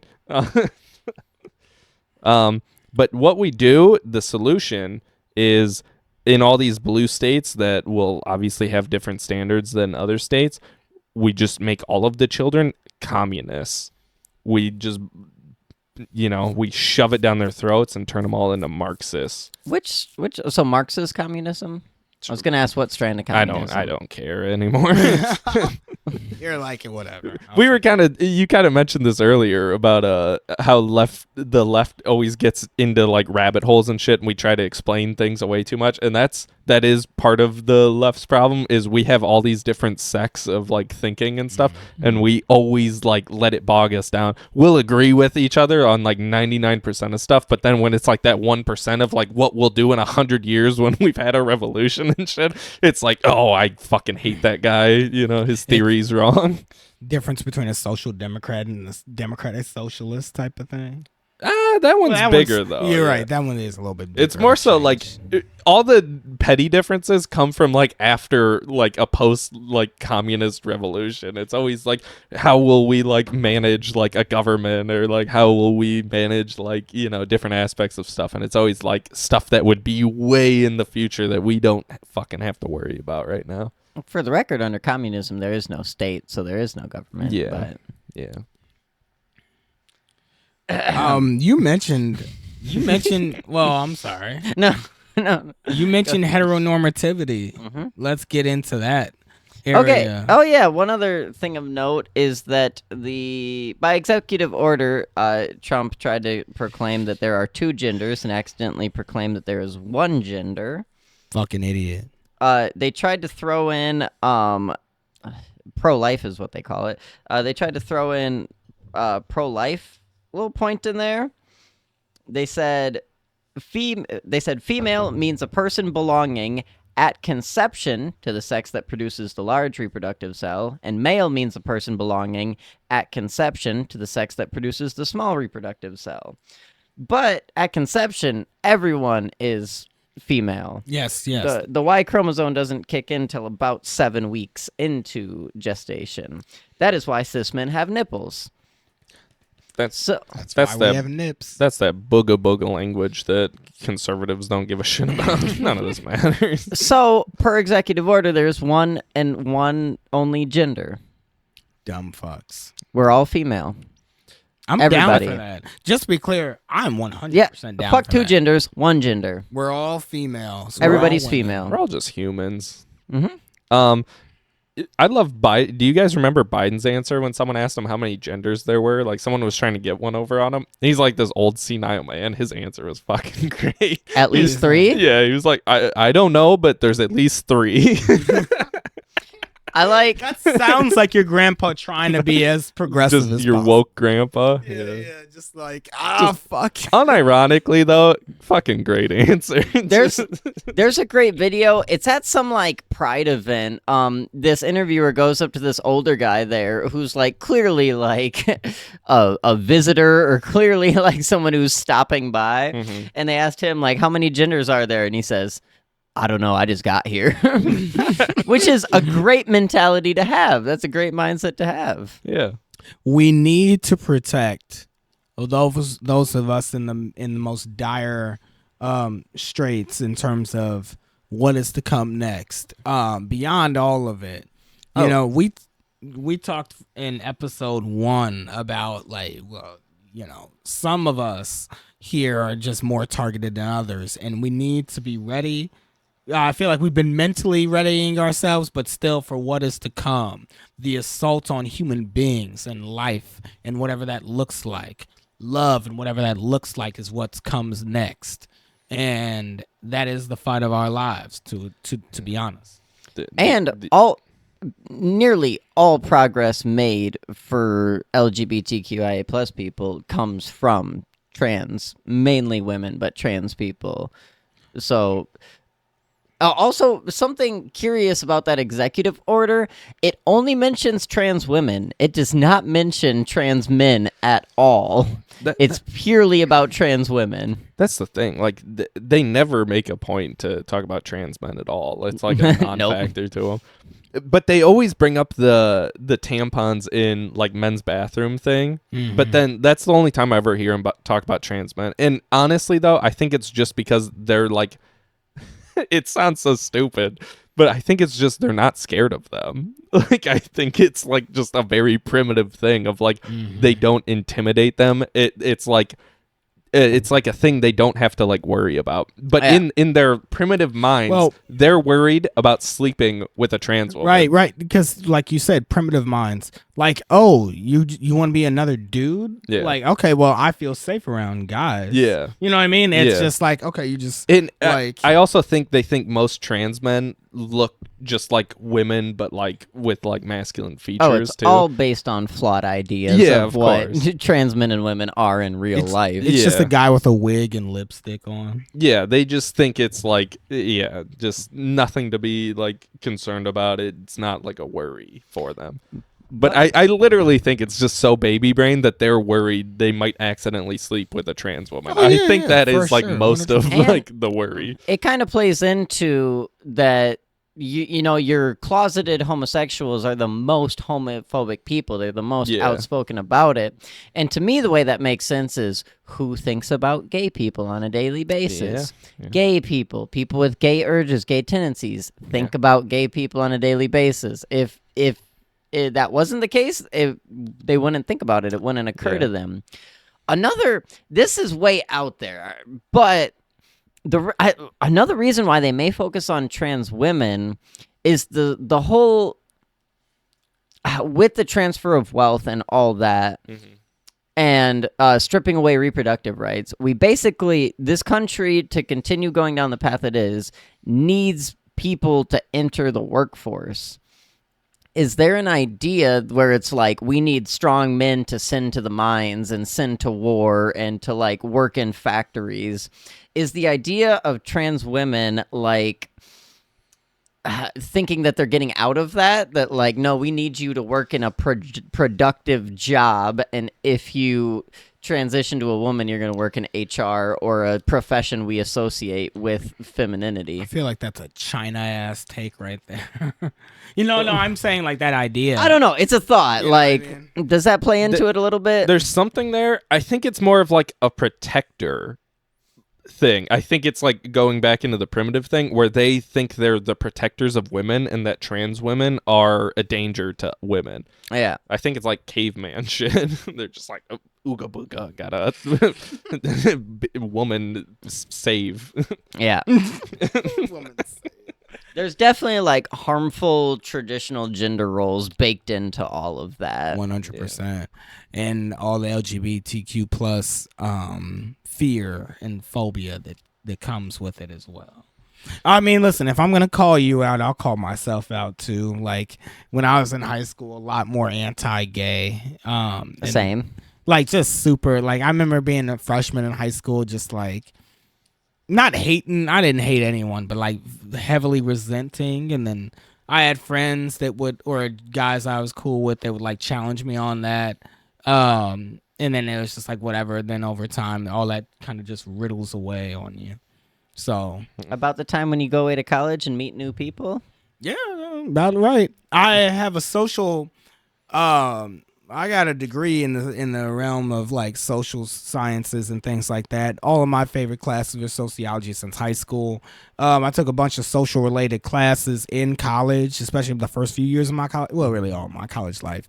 And there is a specific professor I had where all of her classes, all of them, which I took specifically, besides I think the only class I didn't take of hers was the gender and sexuality specific class. And she was very disappointed. She was like, "Oh, where were you at? Like you went to all the other ones." In any case, that type of stuff, gender and sexuality, did still come up, and we would have those type of more long form discussion based, classes on like how we look at things. Where like we talked about like if a robber breaks into the house, who's grabbing the gun or whatever to like fend them off. And I was like the only one. I was like one dude in a group of like mostly chicks and maybe one other guy, and I was like the only one saying like I have to like defend my family. I'm the male. I have to do this. Like I didn't make this choice. This is just how life goes. You're just like, well, what if it's just anyone who gets to the weapon first? I was like, nope. Wife and kids leave. I have to do that. The little side note, in high school, some of my friends broke into my house. Me and my mom were the only ones home. I'm downstairs in my living room, and my mom was upstairs in her bedroom doing laundry or something. And I hear the door. Someone's like fucking with the doorknob. And I'm like, what the fuck? So like I get up, and then I hear them like just trying to pry the door open. I take off. I go upstairs. I'm like 14, 15. I run upstairs, tell my mom. She immediately grabs this baseball bat we always had in our room, and she fucking walks down the stairs, and then she looks over and she's like, oh, and she sees my two friends. She's like, oh my God, and then walk back upstairs. But badass right there. Were you one of them? No. I was No. probably busy that night. One of them might be watching, though. One of them might watch. I thought you were like alluding to like one of them is in this room. No. Yeah, no. There's no reason why I wasn't there. I could have easily been one of them. I just didn't happen to be around Yeah. that day. After that was like the first time though too that they like someone like broke into our house or was like hanging around our house. That was like the first time. But then as like the years went on, it became very normal that like people would just show up and shit. By the way, that's some bitch shit. How dare you? You were in high school and you let your mom go to the door with a bat. She's a badass. You were a Republican too. Like She's a badass. You would have gotten frowned upon Right there. amongst your community. Destroyed all my gender norms in my head. Right. And while you're in peak Republican form too, you're like you just said, my mom, take this. The thing is, I don't think it was. You're already a bigger person than she was and everything. No, not at this time. In high school? No, this was like freshman year, sophomore year, something like Okay, that. So I was like 5'9" maybe. She's also 5'9". She's Gotcha. tall, but I walked downstairs with her. She just was she was in front. But she had the weapon and was gonna actually respond first. Well, yeah, like I would have helped. Someone's fucking. I would have done what I could. I'm also like at that time I was wrestling. I was like 130 pounds. Like Yeah, so you had some skill to you too. You had some guerrilla warfare physicality. I'm thinking the worst. Someone broke in our house. Like and you were gonna let them harm your mom first. She has a bat. She had a You bat. could have grabbed the bat. I didn't. I ran up there to tell her like someone's break. We're talking about just me downstairs. I'm supposed to fend off robbers. You could get the bat from your mom. If I called It's my dad, upstairs. If I called it's upstairs in their bedroom. If I called my dad on speakerphone, I ran to where the bat was. If I called my father on speakerphone right now, who's very much of a bygone era of time, I always say I was raised very old school. We both were raised pretty old school. We talked about it before. This my dad would probably even 10 plus years later would not get over. He probably would still be bringing it up if it was like, my fucking son heard people at the door and his bitch ass went and grabbed his fucking mom instead of going to answer that shit himself. You want your fucking mother to want them to kill your fucking mom? Like, I'm sorry. Let's being make my it dad. very clear. One, I was there with her. Two, all of the weapons in our house, including firearms, are in the room she was in. I had to go to her. We have firearms in that room. For some reason, she didn't grab them. She thought I was fucking around. She also would have had to get them out of there. I didn't know the combo to the locker. Where do you feel at all this? How do you stand on all of this? I knew the combination to our safe, not because anyone told me, but because I figured it out. See, my dad would have kicked my ass if he walked over and saw me trying to get in the locker. I was about to say, how do you just figure out a safe combination over time? How much time do you have? When my parents confiscated our weed, they put it in the safe, and so I'd go back in the safe and pinch some of it back out whenever I didn't have any. You were such a little shit as a kid, dude. I like the way they just, instead of like just throwing it away or giving it to somebody else, they put it in the safe. Why? Yep. Were they planning on smoking that sometime? Did you ever ask your mom or dad about it? It hasn't came up. I should probably talk to them about that. That'd be a fun conversation. Did they ever notice? I don't think so. They didn't notice that the weed stash was just whittling away? It was in a pill bottle, and I'd only take a little at a time, but I emptied it. So there was just the empty pill bottle sitting in there. You had woke liberal parents. Yeah. Like, for context, audience. Like 66 or 75% of the way there, yeah. Yeah, for context, audience, he was raised way more progressive than the two of us were. Like, yeah, what would your parents have done if they found weed? Oh, yeah, we had our asses beat all around, beat all around. Yeah. My dad doesn't smoke or do drugs, neither does my mom, at all. Oh, yeah, no, my ass would have been so raw. Oh my God, we'd have been beaten. I think we would have been beaten. Yeah, they found my weed when I was like 21. So at that point, it didn't really matter. I was moving out at the time, so it was I was an adult in their eyes. They kind of let me do whatever I wanted at that point. But before I was 18, it would have been bad. Yeah, no, I would have been beaten. Yeah. I was grounded. I still got punished when I got found with it, but they kind of just said it's against the rules. Like the law says you can't. Yeah. Oh, yeah. Okay. It wouldn't have been just a conversation. I wouldn't have just been grounded. My mother was upset when she had to pick me up from the police station. She was not happy that day. Wow. No, the second time she had to pick me up from the police station, she wasn't happy either. Is that? I was About just about the to. third time. There hasn't been a third time Okay. yet. I was just about to say, was that the most like ashamed or whatever, or disappointed she had ever been? Then you were like, yeah, the second time too, she wasn't happy. And I'm like, The one time was just for shoplifting, but I had a friend with me who stuck around, and when the cops showed up, they said, we need to turn your pockets inside out to make sure you didn't steal anything. And he did, and just had a big bag of weed in his hand and took off running. Oh. And so he didn't have any stolen merchandise, but he did have cannabis on his person. Oh. The other time, I had weed on me. That's way worse, especially at that time. Yeah. At that time, having weed was shoplifting. yeah. You probably shoplifted stuff that was worth less than like $100 too. Yeah, I think I had the money to pay for it on my person. Oh my god, Remember- that's the worst. Remember when Walmart? It was about the hunt. It was about the thrill. Yeah, I get it. It was sending a message. I That's get the it. dumbest thing in the world. I think I would have gotten beaten worse if it was Oh. like you had $100 on. I you got and a still I got a stole? story I can't share on air. The person will know who I'm talking about when I say this, but I got a story to tell you guys off air. Right, we'll save that for after the pod. Yeah. I like the way we're all getting into our weird upbringing origins and shit like that. By the way. Yeah, shit's depressing, so we gotta talk about other stuff. Yeah, exactly. Right. Getting back to the gender and sexuality thing, Oh, the culture fuck. war specifically, like we've largely lost, but we have to keep fighting. It's that simple. You know, it was Martin Luther King Jr., Dr. Martin Luther King Jr.'s holiday yesterday as of the time of this recording.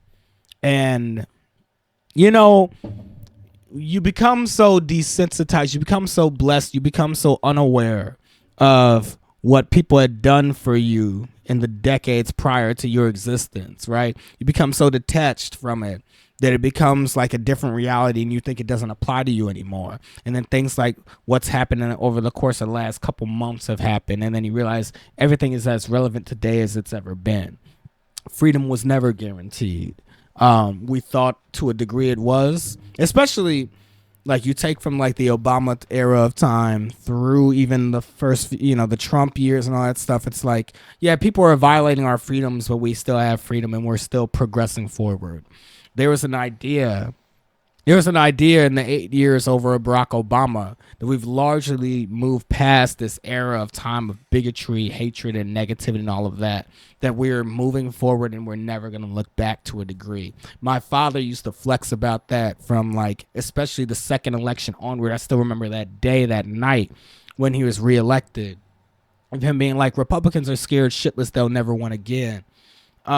It's not the fact that my father was wrong. My father's the smartest person I've ever known. He's an intellectual, all that stuff. We still talk about these things to this day. The key thing is I could see the route he saw that the world was going to take.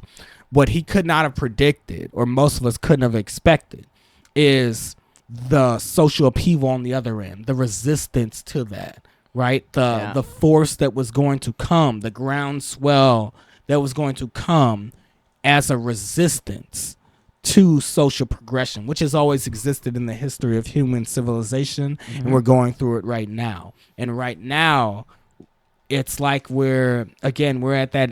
I mean, I hate to use like a film terminology, but it's the best one I can give. It's like Avengers Infinity War at the end.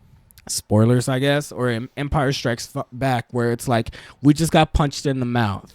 It's Rocky 3 where fucking Rocky gets knocked out in the first act and loses the championship to Clever Lang. It's like we just got punched in the mouth. What we thought was our reality, what we thought was our future is not actually our future. You have to fight for freedom. Even we thought that risking our lives and putting our livelihoods and putting so much out there into the world, we thought that was of a bygone era of time for those individuals, black individuals, to do that, gay individuals to do that. Just those people putting their livelihoods on the line for something more than them, for a benefit that they will never even know, but for the generations to come. We thought that we just had that guaranteed to us. In a result, what became true, what's become more obvious now over the last 10 years, and especially over the last few months, is that we have to fight just as much as they did in their own time, just differently. We have to continue the fight forward so that we can continue to push beyond. We can't think that freedom is guaranteed. You have to fight every day. One struggle, one love. Part of like the whole thing is I lived out too hard this last election cycle. I lived out hard. I was all in on the on the neoliberalism. You want to elaborate on that? Just like Kamala ran a very liberal campaign. It was very moderate. And I was all in for it. I was like, let's do it. Let's make sure Trump doesn't get in there. And now I'm like, never fucking again. Scorched earth. Yeah, never again will I allow myself to like just be okay with some of the policies that she was like seemingly going to be okay with. I remember looking at the immigration policy of both of them right before the election, just being like, neither of these are good options. Just like 1A, 1B. Yeah. They were almost identical. One was like mass deportation of like a bunch of like every immigrant. The other one was just like, we're going to like still clamp down on this as much as we can without doing that. Yep. Yeah. We were talking before the election, you and I, one time over the phone about, your super based uncle who was very pro-progressive and stuff like that, or whatever. He's more progressive, at least. Or not uncle, sorry, excuse me, your grandfather, okay, who had passed away. Yeah. My fault. I was thinking about one of my uncles for a minute. Yeah. Your very progressive, more progressive grandfather who sadly passed away before this election. He and I had a kinship that we didn't know. We both liked the same shows. Anyway. Yeah. In any case, and we were talking about how it would have been really cool for him to have seen the first woman president, second black president. Mm-hmm. And I had said to you in return, I had said, it would have been cool for one of my grandmothers who just recently passed away, 2 years ago now, close to it, to have seen the first black woman president as well. Now we're sitting here at this point in time. Not only did that not happen, but now I was just thinking this a day or two ago. I don't even know if something like that would happen even in our own lifetimes. Hopefully that pendulum swings back hard. As soon as it wants to, I'm here for it. Yeah. I don't know. It kind of goes into my lived out thing though. Like at this point, like, I don't give a fuck who the face is. They just need to have like these. They cannot be doing the same stuff she was advocating for. I don't know. It sucks because it's been 2.5 months and I feel like I have the same answer as before and that I have no answers. I still have no way forward. I feel like I've found my jovialness to live again, but at the same time, like, I have a certain, like, I can enjoy life again, which I could not do when we filmed the first few episodes, when this show first began. Like, as you know, and as you know now in detail, I couldn't go through life, like, enjoying myself. But I can find that joy in every single day in my own little mindscape. But I've never been worried about just for me. I felt hard for other people and who was going to get felt the most. Even as a black man, I felt like I'm gonna be okay. Me personally, individually, I'll be okay over these next 4 years. I'll be all right. I'll skate the line. I'll be okay. But for others' sake, my heart bleeds for them. If we want, I have a couple of things I can probably just rattle off about shit that happened. Go for it. I'll start with he pardoned a bunch of Antifa members. You guys hear about that? Of course he did. Wait. Yeah, a bunch of Antifa members, like 1,500 of them. Oh, the January 6th. No, they were Antifa, right? They were all it was an Antifa psyop. Are they like enough time has gone by? Enough time has gone by that we don't have to follow that same story anymore. Yeah, but if they were Antifa, like, now they're out on the streets, all these criminals and thugs, all these Antifa criminals.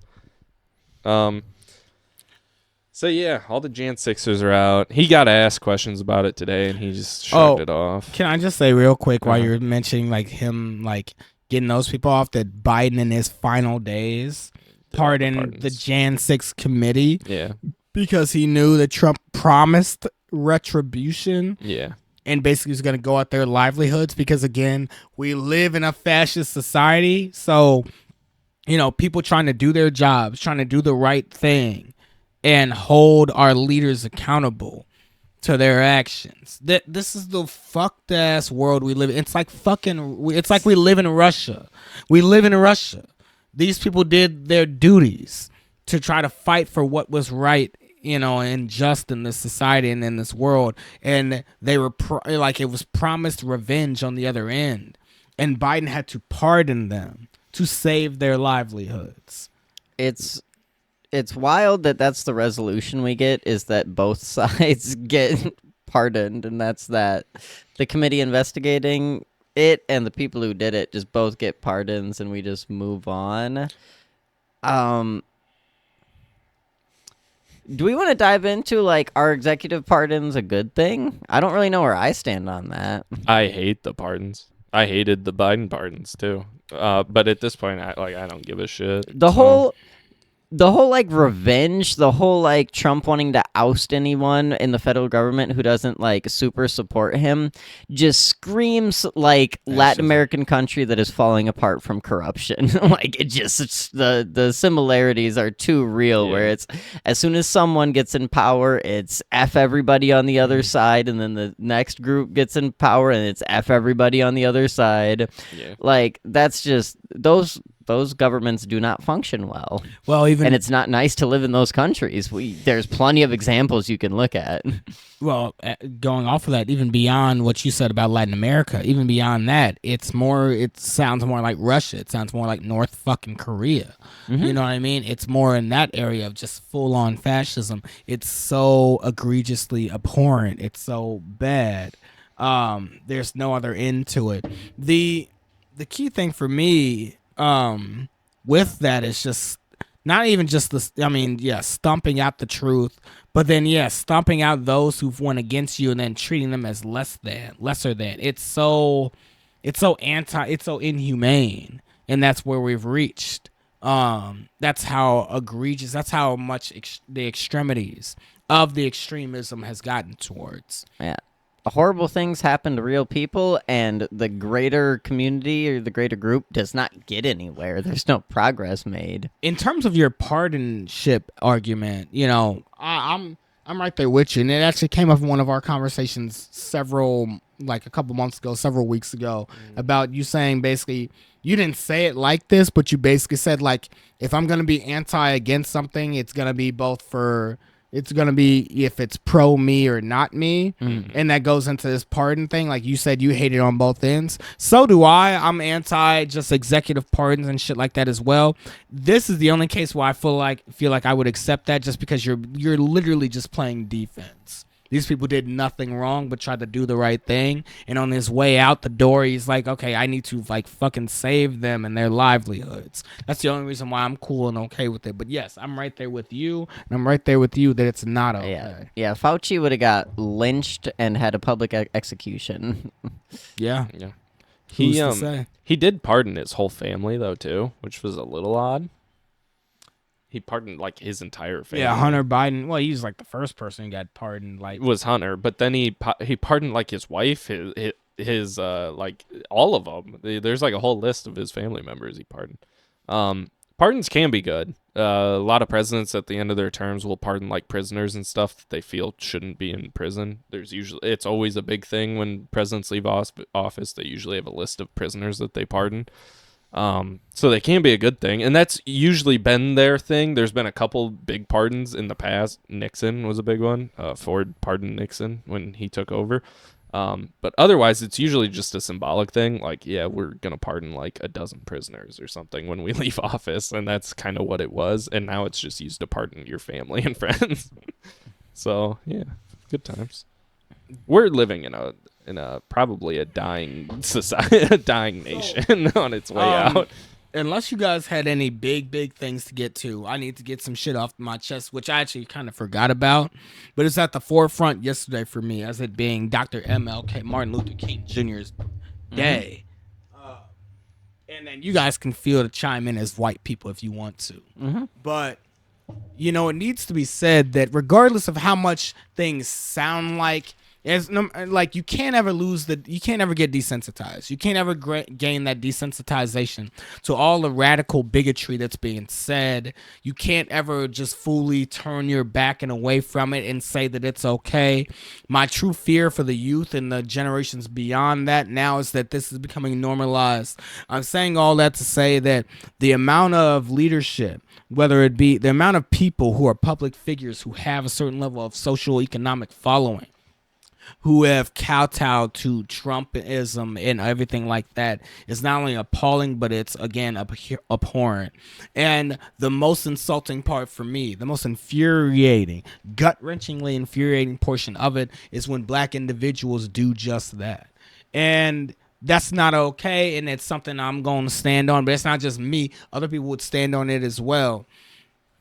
The key thing is this, and I want the audience to understand this, because I can't speak for other people. I can't speak for other ethnicities and things like that. But what's always been made clear in the black community is the further you go, the higher up you achieve in status, the less black you easily can become. That's not a guarantee. There's plenty of people that still understand and know and recognize where they came from. But there's plenty of others that forget every single portion of who they are. Understand something. I've said this for years. It's true. Before I was anything, before I had a name, basically before I was a male, before I had anything in life, before I was barely a person, the first thing you could identify me as was a motherfucking nigga, because that's what I was. Okay, I was a black man first before I was even born. That is my genetics. That is who I am, and that's what this society has birthed me to be, and that's what I'll die as well. And when it's dark outside and shit like that, and somebody want to pull you over for some bullshit and everything else, you gonna be a nigga first before you was some rich motherfucker. And I make that clear for a specific reason, because you got motherfuckers like Snoop Dogg out there. Who else did you say? Nelly? You got all these rich motherfuckers out there that care about the money and the bottom line first than being who the fuck they are. And the higher up you go in status, the less clear it becomes of who the fuck you are. Okay? We've seen this for decades. I can't speak for other people. I'm not speaking for other people's societies and other ethnicities and shit like that, but I'm going to speak on my own people. The less black you become is based on your status. That's not always the case. You can always maintain that integrity. We see that in your Kendrick Lamars and shit like that. But you also see it on the other end. I am ashamed. I am appalled. I am beyond distraught at the actions of one, say, fucking Snoop Dogg and everything else that have turned away from their people for the bottom line.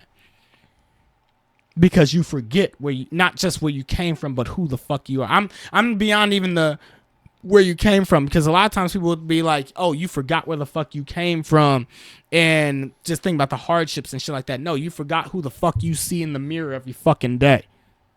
You forgot who you see in the mirror every day, because you going off of your name first. There's a famous quote from Orenthal James Simpson, O.J. Simpson. I'm not black, I'm OJ. For context, audience, O.J. Simpson in the early 90s was one of the most famous athletes to ever live. OJ was one of the greatest college running backs of all time. O.J. Simpson is one of the greatest professional running backs in NFL history. He had an acting career before all the shit went down. And he famously said, I'm not black, I'm OJ. And as Jay-Z once said 20 years later in a song, okay. Because what he was basically saying was like, nigga, okay, you can say all that bullshit, but you still one of us in the end. And they gonna treat you as such. Who the fuck is gonna be there for you when all of that shit is gone? All the money and the fame and the power, you gonna be a nigga first before anything else. You ain't gonna be nothing besides another one of us. And that's the key thing that people forget. And you got to speak about it. You have to speak on top of it, because it matters the most to me right now. Because as we are going through these times, not just where, say, our LGBTQ plus individuals are being targeted the most. Women are being targeted so much. Women are going to die because of the lacking of reproductive rights and everything else. When I look back on my life, and when I look back at this era of time, civil rights is being recontextualized. Civil rights is being taken like to an axe. and all the work, the tree that was made that bloomed all these great things of civil rights over the past 60 years is literally being chopped down in front of us. That includes black individuals as well. And when I see all these black folk, all these rich black folk forgetting who the fuck they are, all I continue to go back to is the fact that we have so much more work to do. And I continue to think about how much money makes the world go around. I continue to think back about how much corruption can change who the fuck you are in your psyche and what matters most. While Snoop Dogg is out there doing all this shit, the craziest part for Snoop Dogg's case is the fact that if you could look back a decade ago and you could watch him going at every single motherfucker, every single coon-ass Negro out there that wanted to be on Trump's side. And he was right there trying to call them out and shit like that. Well, you one of the most famous motherfuckers on earth. So now all them receipts is coming back around. All them receipts coming back around and you calling out other coon-ass motherfuckers who are doing all this bullshit. And now here you are doing the same damn thing. It's like what's the change in 10 years? What's the change in 10 years besides some money? You as brown as you ever were. So what's the real change now? You see what I mean? Mm-hmm. Snoop's always been like a little weird though about shit. Cause like I remember Tupac called him out or like was talking about how Snoop like can like change up and shit like that. During that whole West Coast, East Coast shit, like Snoop had like a quote where he was like, I don't have like any problem with the people on the East. And like in the middle of like hit 'em up and shit, like Tupac's like going to war with the East Coast and Snoop's like, I don't have like a problem with them. It was like one of those things where Snoop was just like whatever's kind of like trendy or popular. He was just kind of hopping around too. I can't speak for the LGBTQ plus community. I can't speak for no other community. I can't speak for the Latin Americans, anybody else. I'm speaking for black folk and saying that we need to continue to hold ourselves and each other accountable from bullshit like this. And that's been very upsetting. Beyond all the Trump shit, it's all the black Trumpism, right? That is just, I'm not going to say it's like become this big, huge growing community because as you've been good to educate me on the numbers with, is that all of that narrative that existed right before this past election turned out to be bullshit anyway because black people showed up for Kamala as they do. You know what I mean? Black women showed up for Kamala as they always do for Democrats in the end. You know what I mean? That didn't really make the difference. What made the difference was white folk like we already fucking knew it was going to be. But they made it a big deal to say black individuals was going to cause the downfall of the Democratic Party. That's bullshit. You understand? Do Democrats show up for black women, though? Correct. That is exactly the point. Black women always showing up for Democrats, but they don't do the same in return. In any case, that's where my head is at right now today. On a macro sense, I feel for women out there and how much our society is pulling them backwards. I feel for the LGBTQ plus community who has even less than what I got right now. But on another sense, I have my own personal crusade to call out all the bullshit that's out there right now in the world and speaking on it and all the coonerism and shit like that exists. Do y'all have something to add? I'm sorry about that. No, I see that. I see with queerness especially, it's typically a lot easier to hide than race or anything. That's why I keep my nails painted. That's why I have 2 years straight. Like, I've had funerals, I've had job interviews where it'd be easy just to take that shit off, go do my thing, put it back on, live the rest of my life. But I made a point that, no, I don't take that shit off. Like, that stays on. I'm not gonna, like, slip that identity for ease, because in the moment it does seem like it would be easy, and it does seem like, you know, it'd be less hard. But I think in the long run, if you try to engage in that, it's probably harder for you. And can I speak to, and let me add on top of that, based on what you said of like, no matter regardless of what can come, both negative and positive, I'm gonna be me to the very end. I'm gonna speak to that as well, and speaking about how blessed we are to live in the society we do today. And working with teenagers a couple years ago, I ran a specific seminar where I basically ran through a job interview, that sort of scenario with them. And we got all these nice lovely black kids with all these different type of hairstyles and everything else, everybody twisted a different way and stuff like that. And I explained to him, the last thing I said to him was like, okay, you got the job, you just got to cut your hair. And every single one of them kids denied it outright and kept it moving and said, all right, you know what, I don't need the job, and kept going. When I was playing the idea of the employer, what I educated them students on, them younglings on, is that in an era in time right before you and I came up, that idea didn't exist.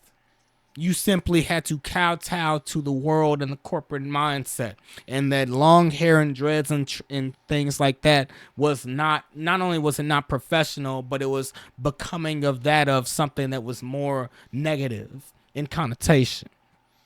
I speak on that for a specific reason, because I wanted to change the paradigm for those younglings, those dozens plus kids that I was speaking to in that room that day, on how blessed they are to live in the society that they do to this day. Because when I was growing up, I still heard about that shit. My father has waves in his hair and has for decades now. But I got dreadlocks and I've been growing them for the better part of the last 7-8 years now. When I first started to twist my hair and everything else, something that I wanted to do, it's heritage, it's everything else. My father made a point to still mention, even though he's from a bygone era, that, listen, I don't know how many jobs you're going to be able to get with that type of hairstyle. That's his world that he had to come from. That's just the world he grew up in. That's the world he had to live in. It's another prime example. And that's a more recent example of just the little minute things of how to change culture so much to kowtow towards a certain image instead of letting people effervesce into whatever they want to be. You know what I mean? We don't have that sort of restriction anymore. Who knows, but it could come back someday. What you said about coming in, going into funerals and job interviews with your painted nails and everything else, I respect and appreciate that, because I do the same thing every single day. I spoke to you before about this. I've spoken to you before about this as well. I show up every day. Very much my outwardly demeanor, but more so than anything else, my wardrobe and accessories cater off of the decades-long process of hip-hop and everything else, and how that's influenced our society. I wear chains every single day. I wear multiple chains every single day to big wig meetings and everything else. I wear accessories every single fucking day. Okay? I show my influences and everything else of black culture every single day. I wear my chains proudly every day, because for me, what it would have meant to see for the youth on the other end, motherfucker out here with some dreadlocks and everything else, with his chains going and everything else, they hang low, they whatever else, but can also be a professional in the space. That means way more than anything else that I do, is what you present. And so I'm showing for them young black individuals what I could have been for myself if I had had that. It's a key thing for me, as it is, I know, a key thing for you, that there's no one size that fits all. You know what I mean? Mm-hmm. You being a part of the LGBTQ plus community and being a head coach in wrestling is some motherfucking shit that is to be proud of. Okay, myself in the landscape that I'm in now, doing bigger and bigger and bigger shit, doing bigger and bigger things, making bigger and bigger moves and stuff like that. And yet I wear my chains every single day. I don't hesitate. I wear all my extra stuff. I'm playing my hip hop, and I'm wearing my dreads extra low. I'm twisting my shit extra tight. You feel me? For kids to understand, for people to understand that there's no one size that fits all in this society and in our country and in the world at large. There's this idea we've flexed for certain decades that America is a goddamn melting pot, and yet we want to do everything else to make us the absence of that, right? We have to fight against that at every stage, because that is who we are at our best selves. At our best, that's who we are. The worst versions of ourselves want to make us the opposite. It is our job, it is our duty, it is our initiative in life to do the opposite for the next 4 years and beyond that, to fight for freedom at every stage, at every point in time.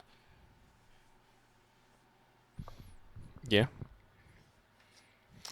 It's, like I said, it seems easy, and it's probably easier for that day to roll over and go along with it, but in the long term, that's just making it harder for you and for everybody. And I feel like it can be hard to know what hill to die on, because realistically, you can't die on every single hill. If there's one person that doesn't like it, you shouldn't throw your life away to change one person's mind. But one struggle, one love. We're in it together. Yeah. I got nothing to add to that. We're all in this together.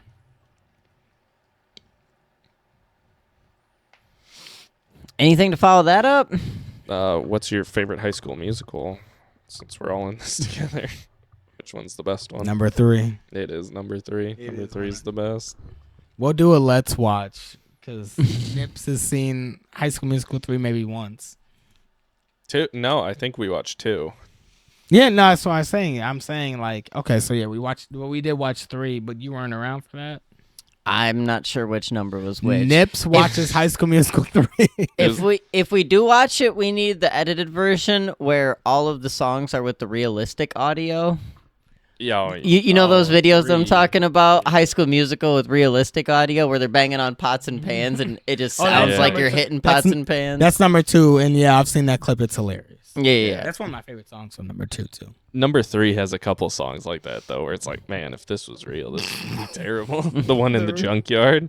Oh yeah. Yeah, because the same shit. They're like banging on tires and like they make it sound good in the It movie. makes professional drum sounds, Yeah. like mixed and mastered to perfection. Have you guys ever seen those clips of like piano artists, real pianists being like, yeah, they're doing this on the piano. This is what it would actually sound like. Or like, this is what this song really sounds like when they're doing this. Yeah. All right, y'all. Resist, fight, all that stuff. Do your thing. Do what you gotta do. Live and survive and fight for each other. Fight for love beyond anything else. What's up is down. What's down is up. That's a lot of beans, you nasty bitch. You nasty bitch. There's fun times ahead. Let's get it.